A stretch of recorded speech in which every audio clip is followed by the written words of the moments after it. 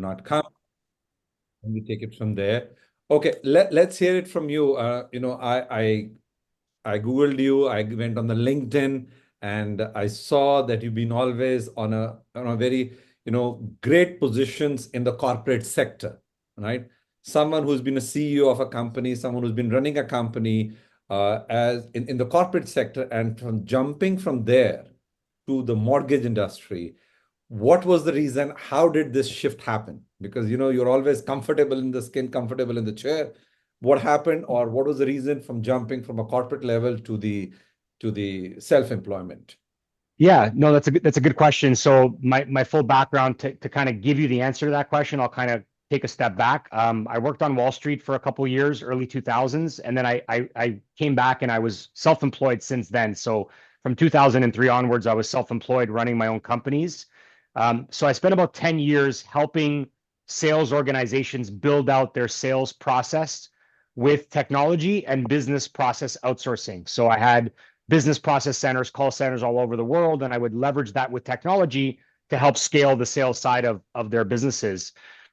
Doing that, I felt a lack of fulfillment, right? So I felt like I wasn't getting that satisfaction internally for myself. And I kind of stopped and said, I realized I need to do what I love for me to be successful. I need to wake up in the morning and jump out of bed loving what I do for it to scale, at least for me.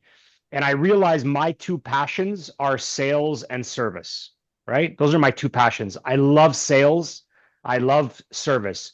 I do want to clarify that for me, is sales means that it's earning people's trust. That's what sales means to me, right? Because when I'm selling myself. So sales to me is earning people's trust, and service is delivering on that trust, right? So that's what sales and service means to me. The widget is what I maybe didn't know. So around 2012, I was trying to figure out, what is the widget? What is the business? And I wasn't really sure. I looked at a couple different things. I was, maybe a restaurant. I love food. I love people. But there was some downside to that because I didn't want to be in one place at all times. And I stumbled across mortgages.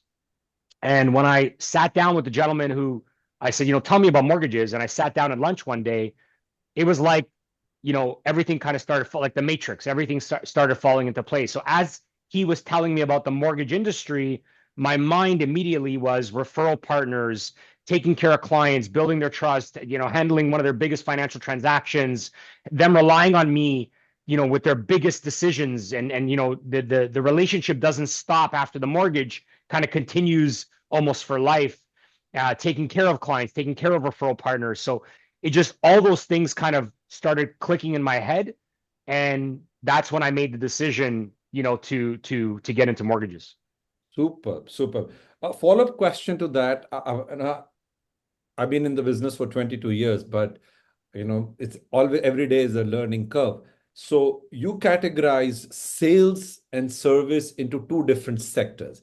And you did mention earning people trust and delivering. Can you elaborate more on that? Because as salesperson, a lot of people think that service is a part of what they do. So can you elaborate on the differentiation, or how we should think on those lines? I don't think that, like, I can understand how service maybe kind of overlaps at times during the sales process, but I believe they're distinct, right?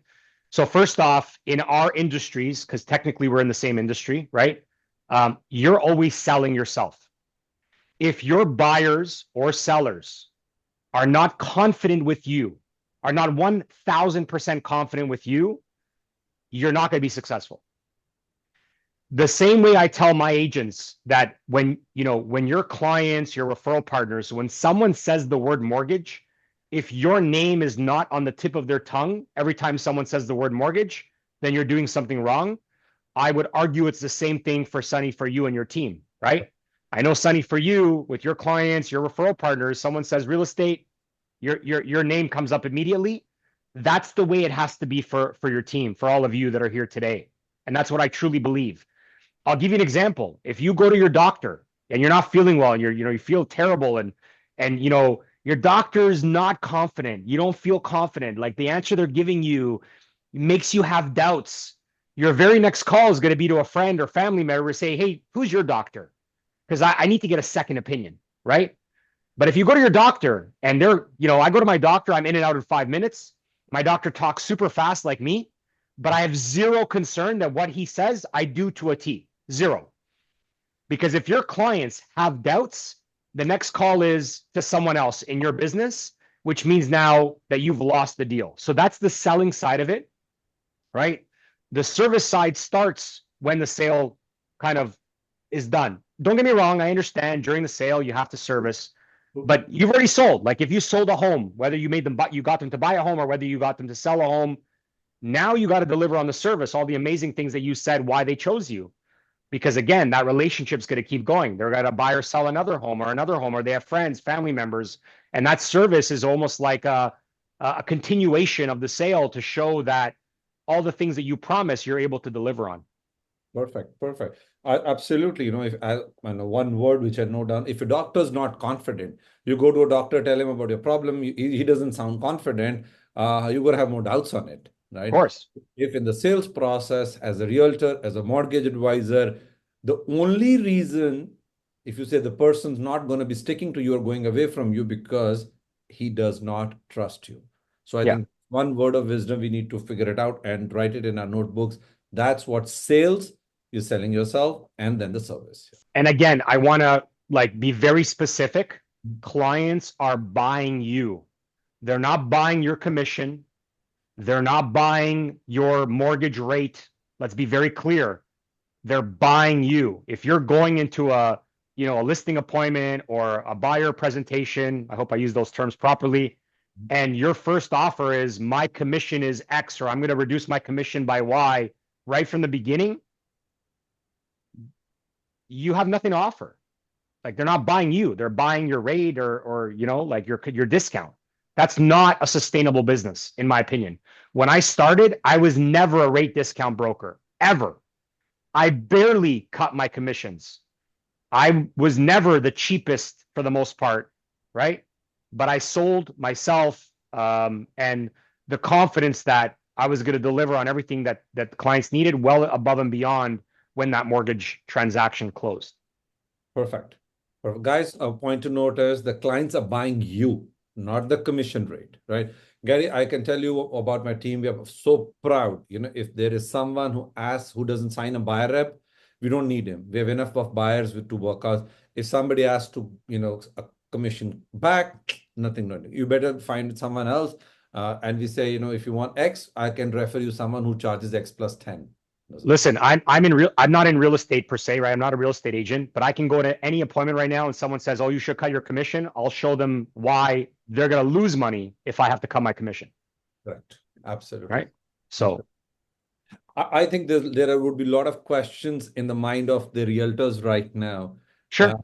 You're new to you're in the listing appointment, right? Or you are working with the buyer. You're new in the business. When I say new, 0 to 5, 0 to 3, how do you establish your credibility, whether it's mortgage or a real estate, with the prospect? He's not a client yet, he's not signed. So how do you establish your credibility? What would be the cheat code for that, let's say?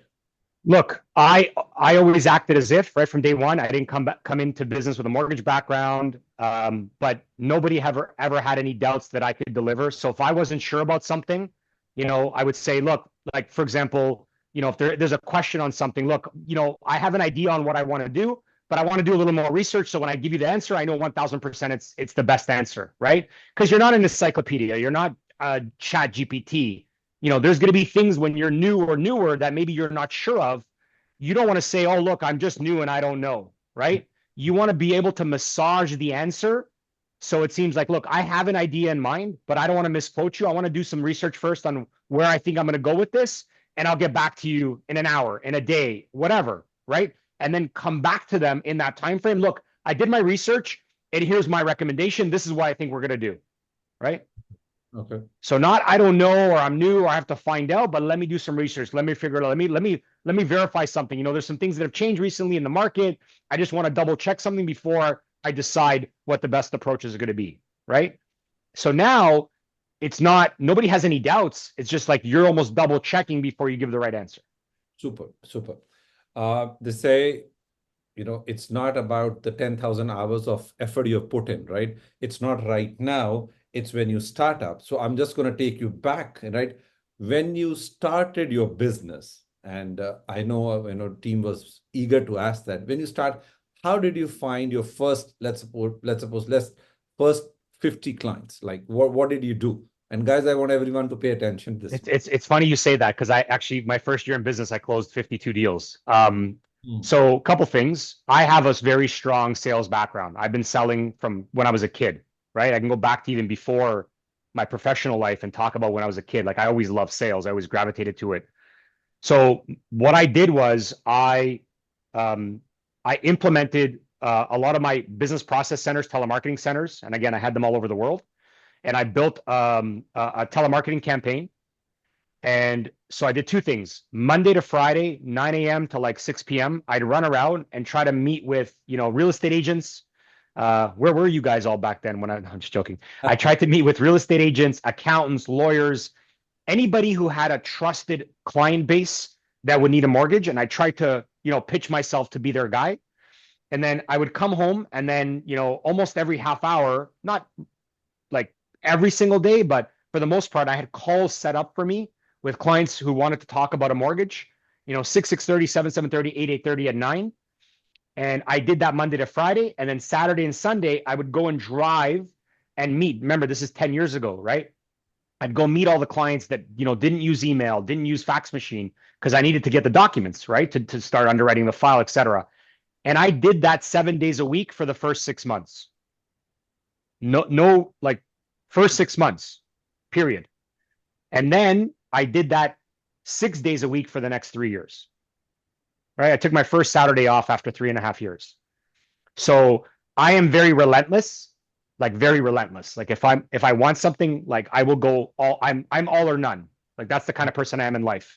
Got it. If I want to play golf, either I play golf all the time or I don't play at all. If I want to play poker, if I want to, whatever it is, right? If I don't have much hobbies aside from family and work, but you know what I mean? Like I'm all or none.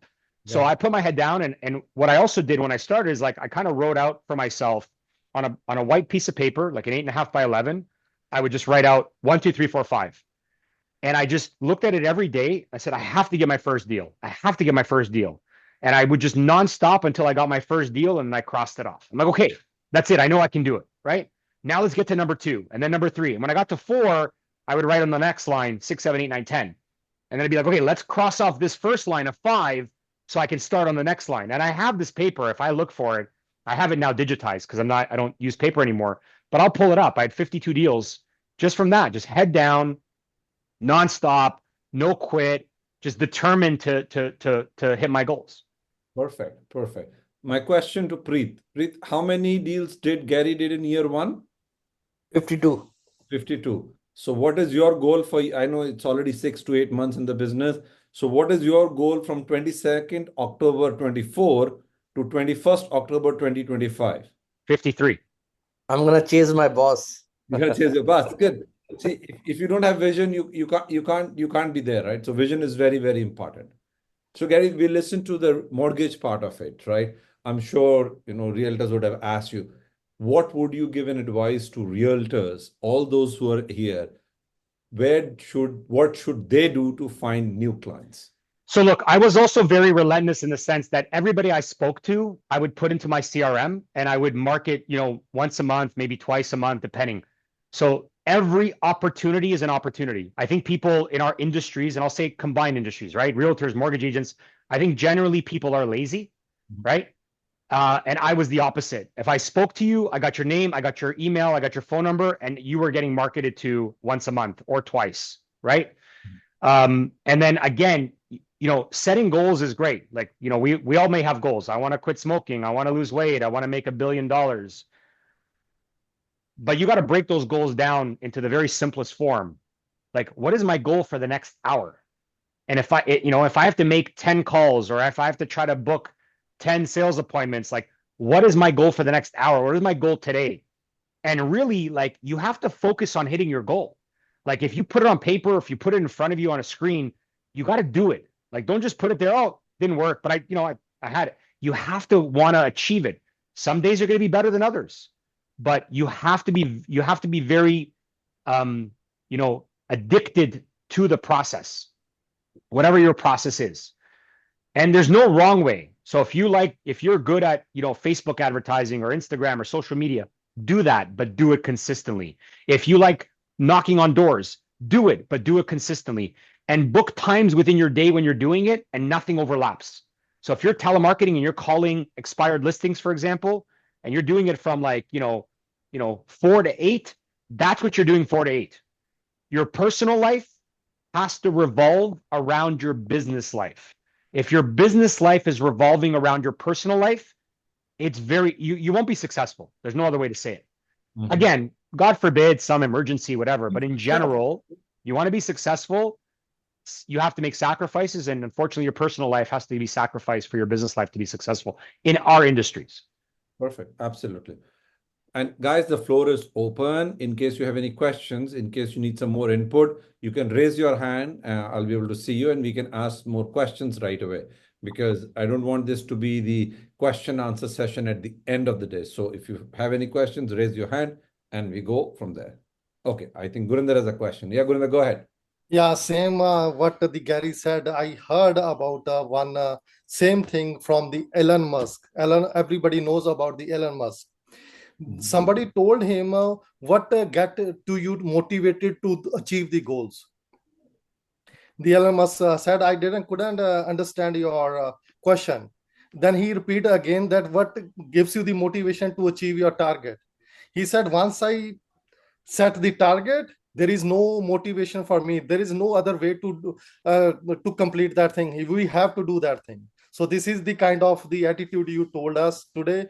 This is the same one. Yes, addiction to your passion is the other word of your work. Unless you can't be successful without passion. I got that.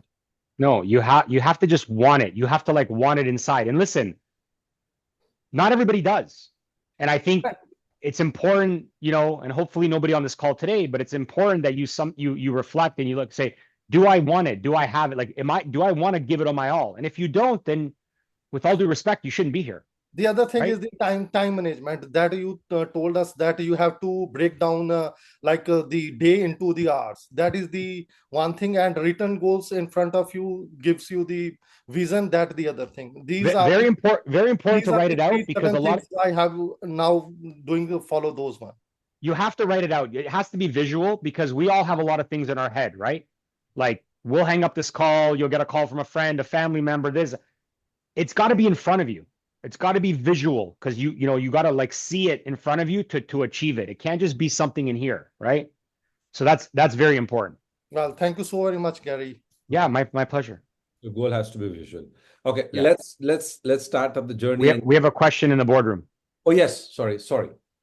Gary, when you are going to reach the people like realtors, bankers, accountants, did you have any scripts ready with you to talk to them, or you just So look, when I was going to potential referral partners like yourselves, what's different about me is that you've probably all spoke to mortgage brokers, and my assumption, aside from Gurjinder, my assumption is that they're coming to you and asking you for business, right? Is that generally what happens? Correct. Right? I take a very different approach. A referral partner for me, again, this is different from clients, right? I'm talking about asking for referrals. A referral partner for me is a partner. And in a partnership, both people have to provide value. I would always approach referral partners in understanding their business and how I can help them, increase their business first. Because if I'm helping you increase your business, I know I'm going to get business in return. So with realtors, I would come in and say, okay, tell me, what kind of clients do you work with? Hey, are you aware of programs that don't require traditional income qualification? Are you aware of shared equity programs for clients that don't have the full down payment? So I would really try to create opportunities for them to show my value up front in order for them to, return the favor, versus, hey, I'm a mortgage agent. I have access to every mortgage. Can you send me business? And I'm going to take care of you. Everybody does that. I really wanted to provide value up front and put my best foot forward. And that's what differentiated me from everybody else. So provide value upfront is the key to the relationship or key to the partnership. And look, even with clients, right? How do you can provide value up front? You talk to someone, they're thinking of buying. Maybe they're already working with another realtor. Hey, it's great. It's great you're in it, but let me give you some feed. Let me give you some advice. Let me give you some things. I'm sure your realtor's already doing this, but let me tell you what I would, if you were my brother or my sister, let me tell you how I would help you with this journey. So you're not saying don't work with the other realtor, but in a way, they could be like, hey, like all this stuff you're telling me, my other realtor's not telling me. I would get business from realtors that have been working with mortgage brokers for 20 years, and then they switch to me because of that. Right? So it's karma, do the right things for people. It's going to come back to you. Right? Perfect. So let's say you started up the business, and now when you're having a sales for of 250 people plus, that's what I found from my research. So how has been that journey? Let's go from there, point A to point B. Yeah, so we have close to 400 almost today. So my business was always referral based. And when I started by year 3, so I did about 20 million, those 52 deals, about 20 million year 1, 56 million year 2, and by year 3 I was doing close to 100 million a year. And my business was all referral based. And again, I love growth. So it was like, okay, how can I grow the business? What does growth look like? And because my business was referral based, I wanted to kind of build a model that didn't exist in the industry where we can work with referrals in a larger capacity. So think of not just working with one realtor, but maybe the whole brokerage, working with a financial services company that doesn't offer mortgages or offers only a very limited product and needs options for other types of customers. So I wanted to build a referral based model that nobody had built. And that was the original plan for 812, and that's what we did. And so fast forward today, we have an inside sales team of about 30 to 40 agents and underwriters. And we partner with some very large companies. Some of them are publicly traded, where they send us their clients. We do all their mortgages, and we have a revenue share agreement with them. I realized that I wanted to also help people, right? 'Cause I'm big about giving back and trying to help others achieve their dreams, and decided, look, we can do this for independent agents as well. We've built technology, we have all the processes. I'd love to help the industry. And so in June of last year, we were finally ready to bring on independent agents. We had about 15, 20 organically, but then we started, building that side of the business. And again, today, Sunny, we're just under 400, and the plan or the goal is to try to double year over year for the next 2 years. So by end of 2026, I'd love to get to about, about 2,000 if things go according to plan. Perfect. Our wishes with you, and we'll try our best, whatever way we can support you in that. Please. In getting. So guys, if you look at the business plan, Gary has a number in his mind that he's having 400 right now, end of 2026. End of 2026 is 26 months away. And the goal is to have 2,000 realtors, right?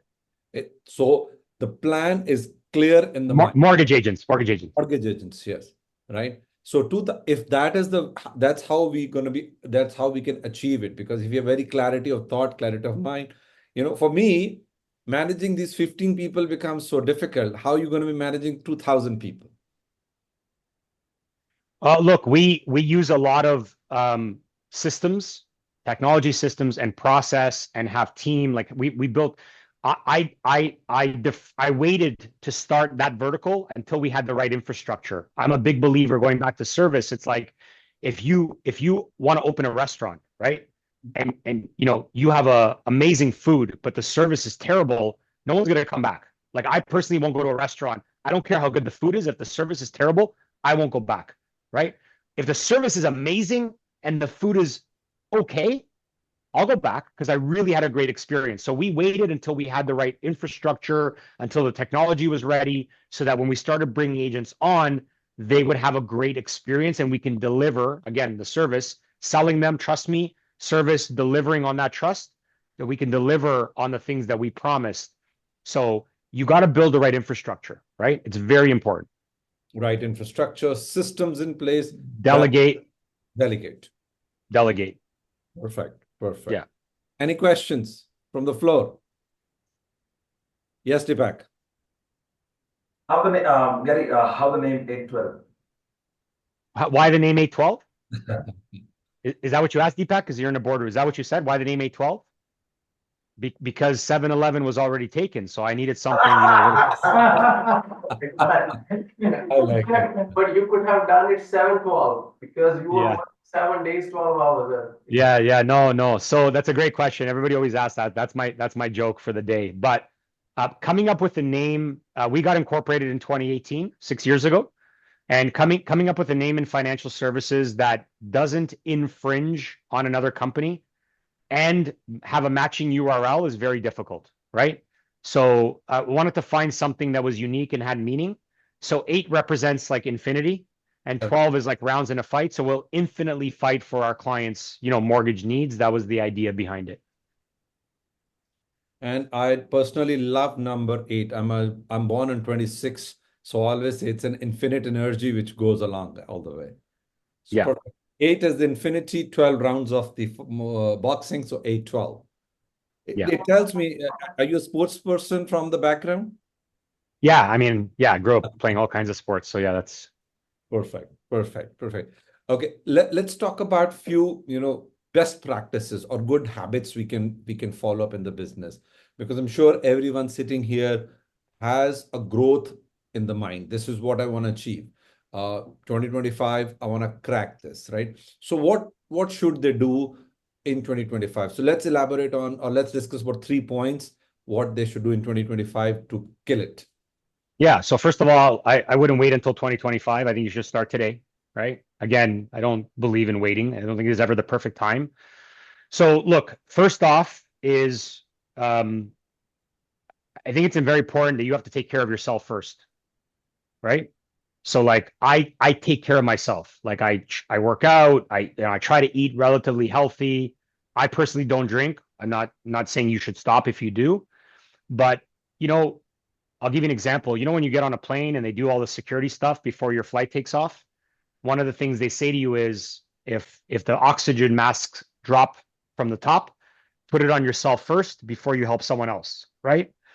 I genuinely believe if you're not in a healthy mindset, healthy body, right, that it's going to be hard for you to take on that added pressure. Correct. I do. Right. So you have to incorporate that into now your schedule. So I just said, hey, build your business life around your personal life, but that is part of your business life. So whether you are a person who likes to work out early in the mornings like me, or whether you're someone who likes to, take care or do your health stuff later in the day, it's up to you.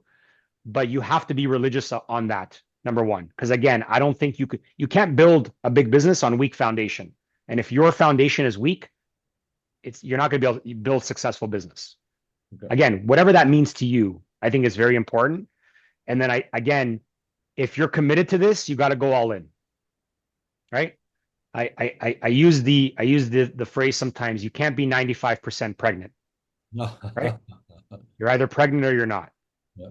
So if you're going to do this and you're going to say, okay, I'm going to do this, you have to go all in, right? And then if you implement these processes, like some of the things we talk about today, I'm sure some of the things that Sunny's, teaching you got to be religious and stick to them, right? So you got to do everything. You got to, track metrics. You got to, be a sponge. When I started mortgages, I was always a believer. If I'm going to open a bakery, for example, I have to know how to make the bread. So you need to understand your business extremely well so that you can gain that confidence and that trust with customers, right? So if there's any part of your business that you're new or newer or don't yet understand, learn it, understand it, and then from a sales perspective, if you're losing deals, right?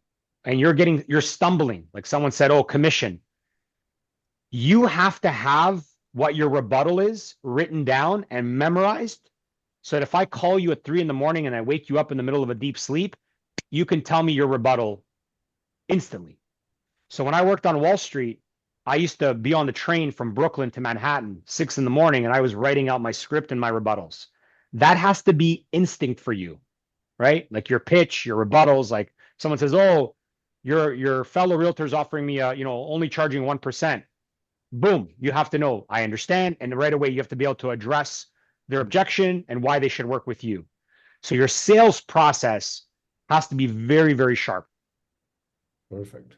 Very, Perfect. very sharp. So I'd say those are really good starting points. I think that'll keep you quite busy, Thank you know. Yeah. As I teach all the team, once there are no objections in the mind of a prospect, he's ready to sign and he becomes a client. Unless we are not able to address that, there's the aura of a doubt. And if there's an aura of a doubt, we can't get going there. The other thing I would just add to that, Sunny, and it's kind of, I wouldn't say less relevant, but once they sign an agreement, they're kind of locked in, right? Whether it's 3 months, 6 months, whatever the term of that agreement is. But just remember, the sale doesn't begin until they say no, right? Oh, beautiful. So until they say no, that's when you're selling. So you got to expect everybody to say no. More importantly, when they say yes and they sign the agreement, that's when you need to hold their hand the most. That's where you need to give them comfort that they made the right decision, right? So expect everybody to say no. Expect your family to say no. Like, I never went into mortgages thinking that anybody of my family or friends are going to do a mortgage with me. I was not expecting it, right? I was ready for everybody to say no. Because if you're going into these, sales opportunities, I hope they say yes. I hope they say yes. And then they say no. And you're like a deer in headlight. I don't know what to do. No, get ready for the no. Like, the no is what you should expect. You should actually get surprised when they say yes right away, So they say yes, you're like, oh, okay. Like, that's what should surprise you. Because that's what sales is. Remember, you're selling at all times. Yeah, perfect. Absolutely. Social media versus person-to-person contact. A lot of our ideas are plagued by social media. We see high-performing people, and then they're on the social media. What would you give the approach or an advice to these? What should be the course of action? Look, very simple, and this is really important. I joked earlier and I said I don't have a face. I said I have a face for radio, which means I didn't do social media. Okay. I don't like it. Me personally, I'm not a social media person. I just don't like, for me, I don't like to advertise social media. For some people, they love it. Whatever your form of advertising is, don't do something because somebody told you should do it. Are there people that are super successful on social media? 1,000%. But if you don't love it and you're not going to be committed to it and you're not going to do it every day, knowing that the results could take you 6 months, a year, 2 years, then don't do it. Right? Again, do what you're going to be committed to. Flyers. Don't do flyers for a month and then stop, or 2 months. Oh, I didn't get any results. No, be committed to it. Invest in yourself. It could take 6 months. It could take a year. Right? So there is no right or wrong advertising. It's whatever you do, you got to understand advertising is a very long-term process, right? Like the example I'll give you is you still see advertisements for Coca-Cola, right? Correct. Absolutely. Does Coca-Cola still need to make people aware of who they are? They spend hundreds of millions of dollars or $100 million a year in advertising. Does anybody not know who Coca-Cola is anywhere in the world? Correct. They're still advertising. So if you're going to do it because you're going to stick to it. Don't do it just because someone told you should do it. That's the wrong reason to do it. Perfect. So whatever you do with the head and heart. And the secret is consistency. Consistency. Just like any other goals in life, losing weight, stopping smoking, learning a new language, whatever it is, you got to be consistent. You can't do it part way and expect to see results. Perfect. Absolutely. My final question before the team wants to ask a question, where do you see the future of real estate or mortgage industry 10 years from now? Look, I think the big buzzword we're all hearing is AI. AI is going to have a dramatic, and it already is, disruption in our space, both on the real estate side and mortgage side, 1,000%. I think if you're not adopting it or putting in tools to help you, you will get left behind. I'm telling you. So you should embrace it. You should learn how to use it. You should see what others are doing to help, your industry and how they're being successful with it. But I think layering in AI or using AI tools to help in your business, I think is mandatory. We're in a business that is going to adapt. And if you're not adapting to those changes, you're going to get left behind. It's a given. what I think is important to understand, AI is not going to replace us, Correct. right? People still want that human to human interaction, right? Like if you're looking for to get married, you're not going to go marry a robot, right? Like you still want that human interaction. But what it's going to do is it's going to provide a better experience for customers. So for mortgages, we're going to be able to underwrite faster. We're going to be able to provide quicker service, faster service. You know, there's going to be a lot of things that happen, but that interaction that we're going to have is still going to be there. People are still going to want to speak to us, but use that to become more efficient and provide better service experience to your customers. That's what I think is the big change you're going to see, even well before 5 years, in my opinion. Absolutely. Absolutely. The world is changing at a much faster, rapid pace.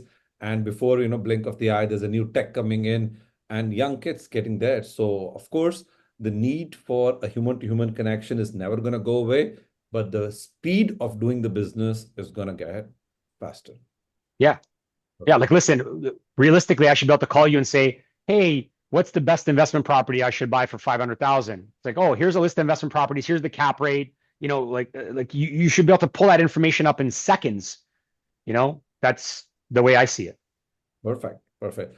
Guys, I'm done with the question. I'll have one final question before I express my gratitude to Gary to be there. So if you have any questions, the floor is all open. Please feel free. Go ahead. Anyone from the boardroom?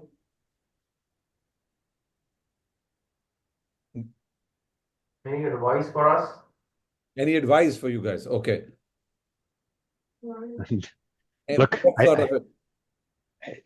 I'd say that there's a lot of information provided today.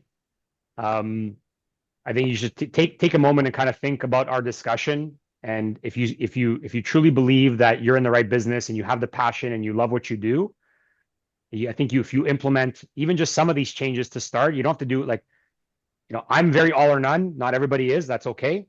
But even if it's a more gradual way to embrace a lot of these changes, just if you stick to it, it will work. I don't think it. I guarantee it. Absolutely. Absolutely. See the conviction, what it is, I don't think it, I guarantee it. So important takeaways, what we need to go. And as we conclude our meeting, I would like everyone to come up and express what exactly they learned. One thing they learned from today's meeting before we wrap up today's call. And you can't say I have a face for radio because I already said that. So it's got to be something else. Got to be something else. Chetanji, let's get going from you. Go ahead. Get ready for the no and be surprised if they say yes. Great point. Be surprised if they say yes. So once you have that mentality, you're gonna kill it. Okay, shall we move further? All or none. Get in all or none. All or none. All or none. Absolutely. Okay. And focus on yourself first, then focus on others. Perfect. Focus on yourself first, then focus on the other. Shall we move next? Believe in yourself, Believe in yourself. Believe that you can do it, then only you should be in the same business. Absolutely. Absolutely. No doubts about it. Jess, how about you? CRM and consistency. Consistency. Deepak. Yep. They're buying you, they're not buying your product.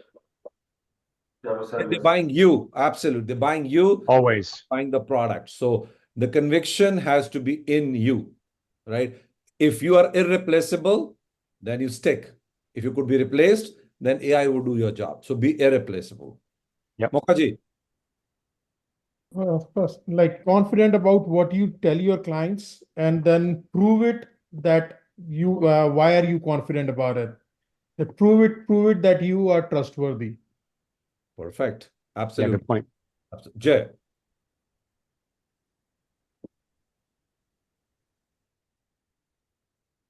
Like whatever everyone is saying, it's exactly what I would say. Plus, I would add, like, you have to write your goals, that what you're planning to do.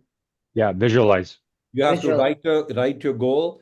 I tell team, I do this exercise with them every year. We make them write the goals. But I should say, what I learned today, which was very important, you should have the goal on what you're going to do in next hour. Right? I've been writing the yearly goals, the monthly as well. What are you going to do next hour? I think that was golden for me. I loved it because you now have a vision, focused vision. This is what I want to do. Absolutely. A lot of successful short-term goals lead to a bigger long-term goal, right? Absolutely. Versus like you come in today and say, like, I had a weight loss journey myself. If I came in and said, man, I want to lose 100 pounds, like, oh my God, like, but what if I just want to lose 1 pound in the next 3 days, right? So absolutely. Stunning. Gurinder.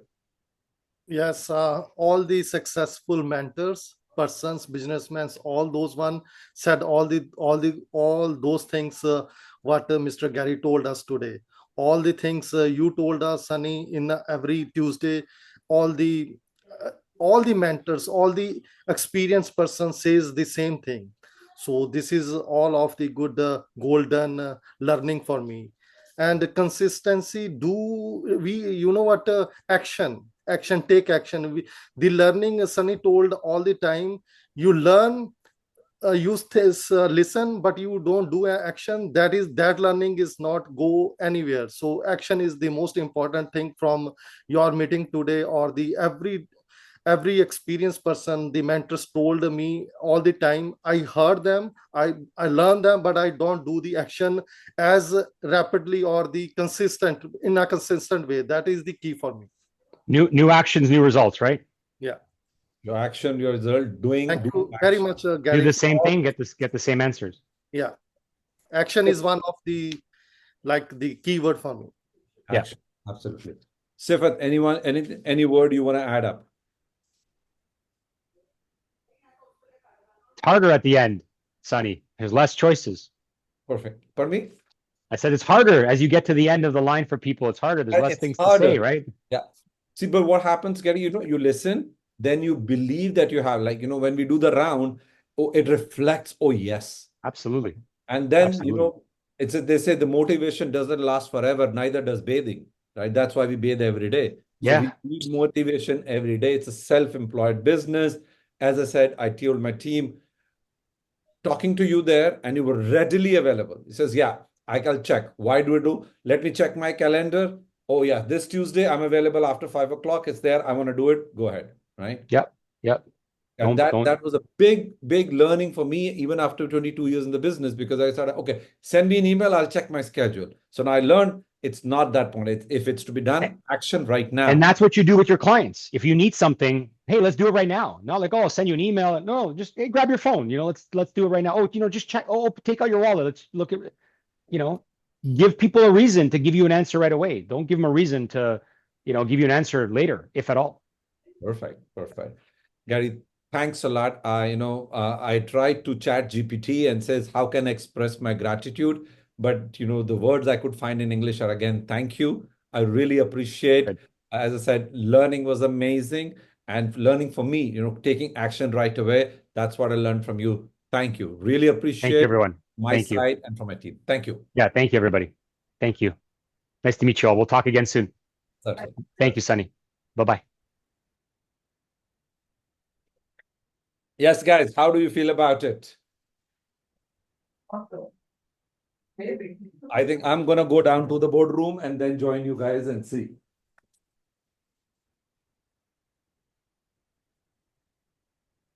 Haji, how was it? Good. Any learnings? No. All right. All or none? All right. All or none? Consistency? See? We always learn. You always learn, you never implement. Right? A lot of us would not have thought that we'll do 2,000 deals in a career. Right? So we may not think that we'll do 2,000 deals. He said, I'll hire 2,000 people. Not everybody, he'll hire 2,000 people. Right? I feel 15 is tough number. I think it breaks your limitations, right? It gets you on the paddle that this is achievable. That's how we should think. 52 deals in year one. 52 deals.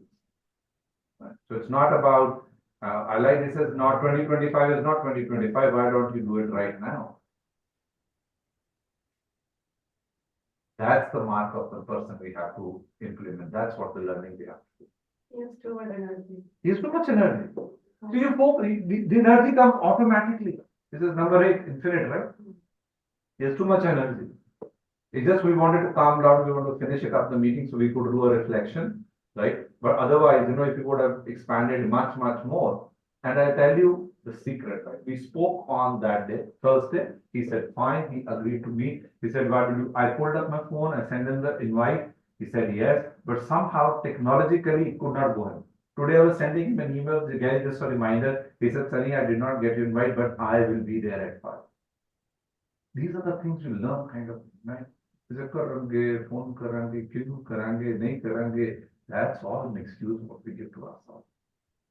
The question is right now, if you have a goal for the next hour, not for the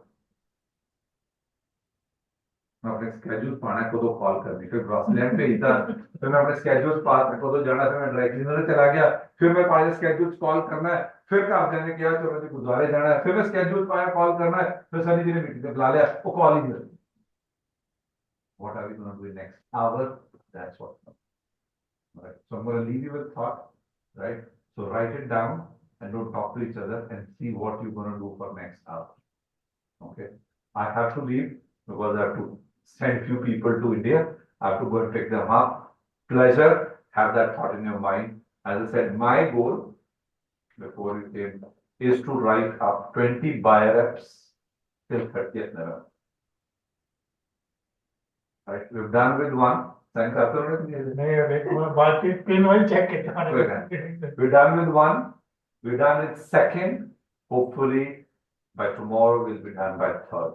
So 17 left. I would not be able to do all by myself, right? So start thinking how much you're going to contribute to that tool, right? So let's get going. What you're going to do next hour is what's going to define 2025. Best of luck.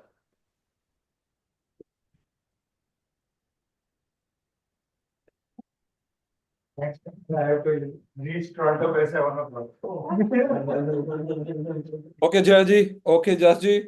All right. So what you're going to do in 2025 is going to be based on what is your goal for next hour. Okay. So have your goals for next hour and then we take it from there. Okay. Best of luck. God bless. Take care. Thank you.